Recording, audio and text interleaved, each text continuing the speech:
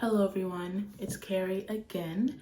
In this video, I'm going to be going over 5 things you can do to mentally prepare for grad school. So, if you didn't know, I'll be going back to grad school in August, and without having a whole bunch of people in my immediate family line to talk to about going to grad school or about college in general, I watched a lot of videos, did a lot of thinking, really just looked into myself and what I needed to know going into undergrad and how that might also work in grad school, and just really reconnecting with myself so that when I go into this new program, I'm not caught off guard, right? And so the first thing that jumped out at me was the fact that in undergrad, I thought I had imposter syndrome for a while. And then one day it clicked, like, girl, imposter syndrome for the most part is not real. It's not real. You are reacting to the systems being placed on you, and you feel like you don't belong there because of those systems. It's true. Imposter syndrome is for the most part not real. I'm really gonna read to y'all what I wrote about imposter syndrome, okay? The biggest thing about imposter syndrome is that we're taught that we're supposed to believe that it's something like, oh, it's just me feeling like I'm not good enough. Everyone seems to be doing better. This person has this and they wrote it that fast. This person bought that, everyone loved it, but I have nothing to show. Stop it. That is not imposter syndrome.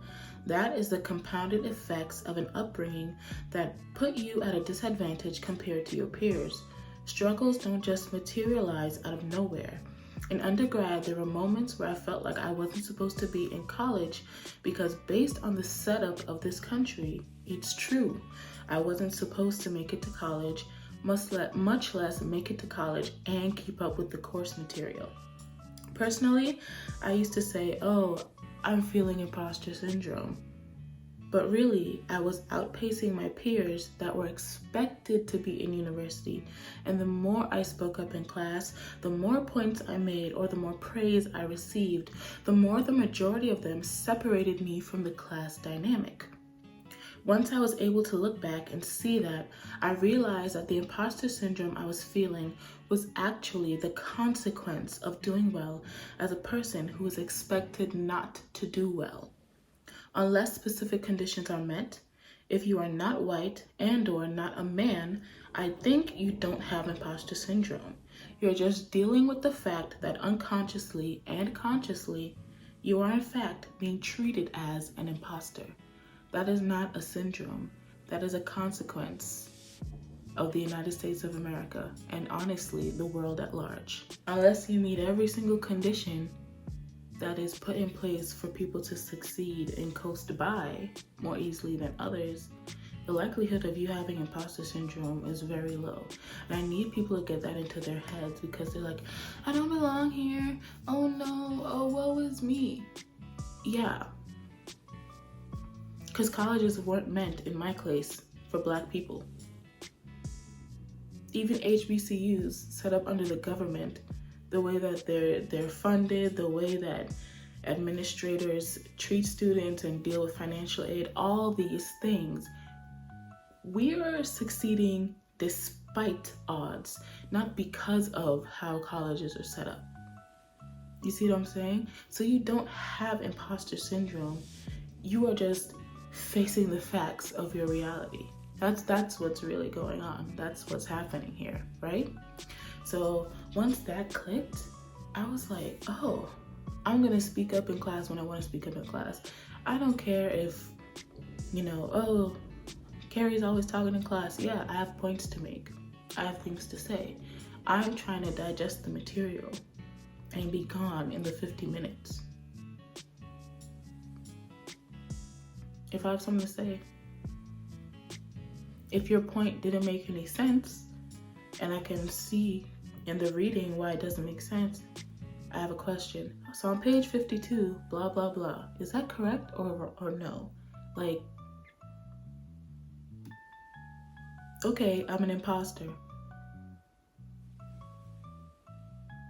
I'm still gonna pass this class. So that's pretty much what clicked. Like, I still have to try, imposter or not. So you probably don't have imposter syndrome. And I want you to think back over your undergrad career. Was that imposter syndrome? Or did people just see that you were doing well and they didn't like it? Ask yourself that. And if you have the answers similar to what I had, you don't have imposter syndrome. The second point now is that awkward moments happen all the time and it's probably not that deep. It's probably not that serious. After going off about imposter syndrome just now, there's not that much to add, but like, you and your cohort probably don't know each other.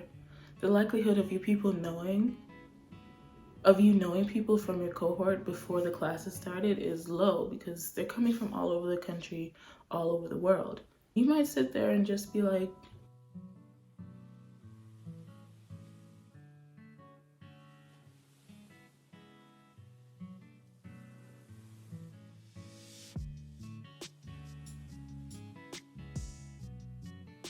and that's okay. Awkward moments happen all the time. It's probably not that serious. It's okay.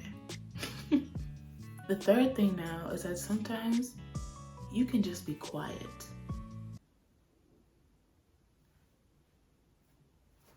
You could just be quiet. Like, seriously, sometimes you can just be quiet. This one is specifically for folks who love to play devil's advocate. If you were playing devil's advocate all through undergrad, it's gonna come back to bite you in grad school because maybe the professor didn't want to deal with all the students in the seminar trying to play devil's advocate, but in a master or doctoral class, the class size is way smaller. If you're just playing devil's advocate every time, everyone is gonna see that you're intellectually dishonest. Everyone's gonna see that you're intellectually lazy. And worst of all, everyone's gonna see that you never come into a discussion with good faith arguments. Don't do that. You can be annoying in any other part of your life, but when you come to class with the rigor that the class deserves and that your peers deserve. Because why are you wasting my time playing devil's advocate? Oh, disgusting. So sometimes you could just be quiet. If you play devil's advocate throughout undergrad, if you play devil's advocate in every conversation, consider not doing that in grad school and consider doing real fact-based, empirical evidence-based research. Try it. The fourth thing is that other people's opinions of you are not your business. Bob doesn't understand your worldview. So-and-so doesn't click with you. Okay. What now? If you want to be this person's friend, or you were this person's friend, all of a sudden it feels like they switched up on you, then yeah, you could have that conversation. But every single person in your class doesn't have to be your best friend. Like, you're not going to get brunch with all these people on the weekends. They are your cohort. They are your peers. They're not all your friends. And keeping up X number of new friendships just out of the blue, it's a lot of work and it's unrealistic because there's so many different types of people. You don't know what this person's going through. They don't know what you're going through.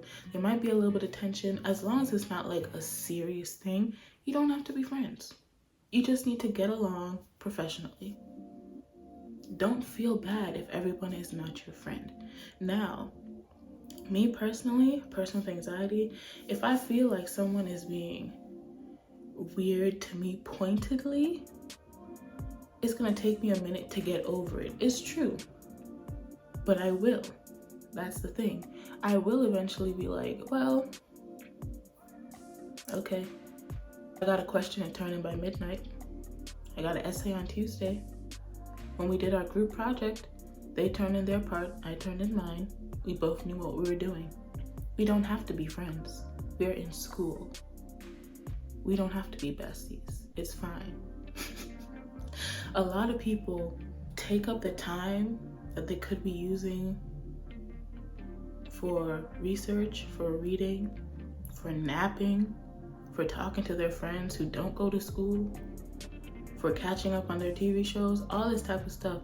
They spend all that time thinking, this one person might not like me.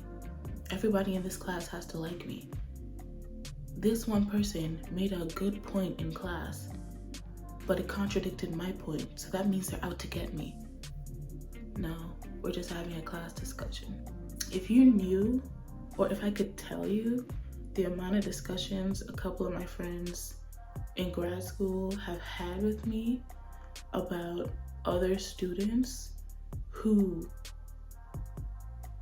because they didn't click, they weren't besties immediately, they projected that my friend hated them and now made it their mission to hate them back, which made a big deal out of two people who simply met each other 4 months ago and just didn't become good friends.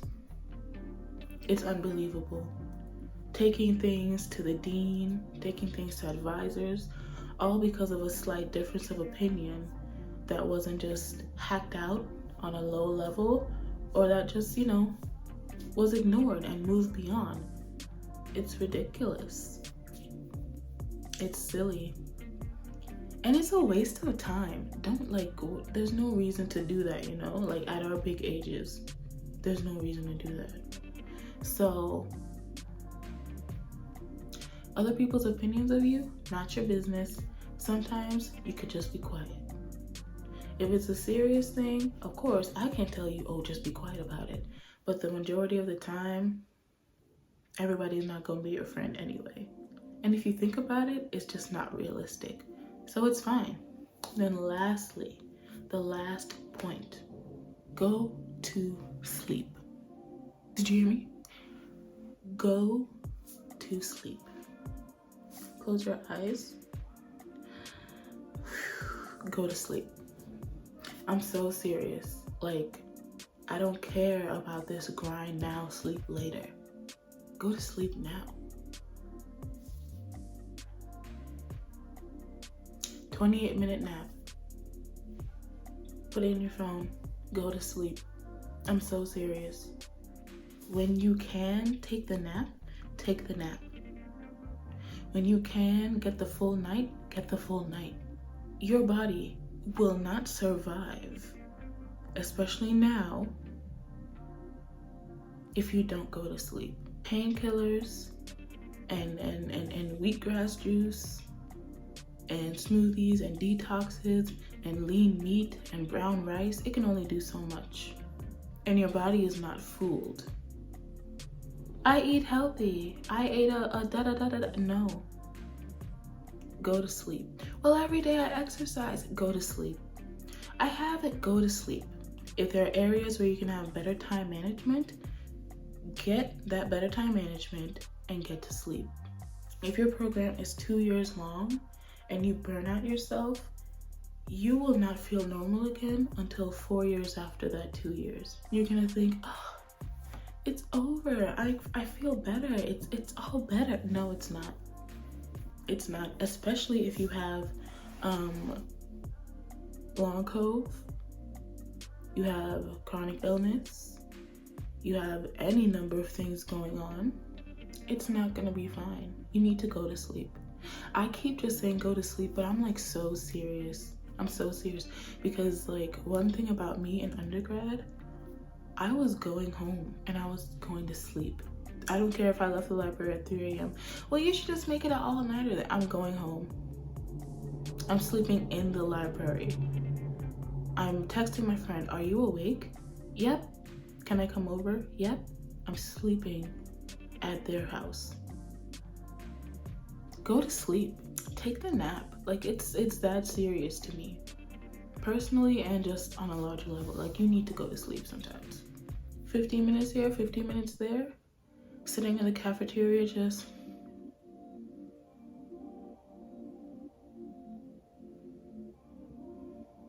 do it. Put your bag in front of you so nobody can't take it and just... And I'm so serious. Do not let your education ruin your life. Go to sleep. That's that. Once again, the 5 things are: remember that imposter syndrome is not real. Awkward moments happen all the time. It's probably not that serious. Sometimes you could just be quiet. Others' opinions of me are not my business. And 5, go to sleep. So those are my 5 tips for preparing for grad school. And of course, I'll probably have a whole bunch more to add once I actually start class. When you feel that itch, what is my opinion about this situation? What have I learned about myself in this situation? What is the boundary I set for myself in this situation? And go from there. That's why you think of these things before you get to certain situations that can be predicted, at least. So yeah, that's my video for today, and see y'all next time. Bye bye.